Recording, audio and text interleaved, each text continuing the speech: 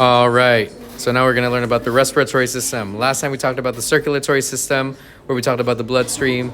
But one of the things that we looked at was how the circulatory system carries blood that has oxygen and doesn't have oxygen, which means that our bodies need to somehow be able to take in that oxygen. And it is done through the respiratory system. So go ahead and add this into your notebooks, and we're going to do, I'm going to move on to the next slide. If you do need to pause because I'm moving too fast, just go ahead and do so. So the first thing that we're going to write is the lungs. The lungs is definitely the most important part of this respiratory system.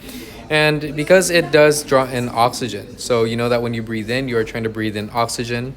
We know that every cell does need oxygen. Remember, why does every cell need oxygen? You should know the answer to that. I will ask you that tomorrow in the beginning of class.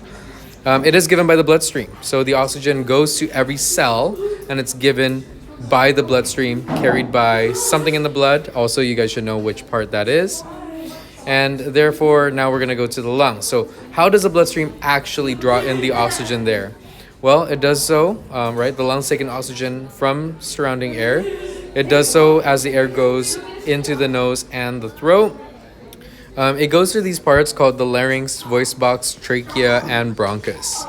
And this is where the notes are going to end, so you could go ahead and write it. But I'm going to play a video that you're going to take a look at. We're going to draw this and label this tomorrow. This is a drawing that you are going to be working on tomorrow. So we'll do this together in class, but as of right now, you could just see these parts if you want to just see and how they make sense. We'll talk about every single one of these parts later tomorrow. All right, and that is the notes for today.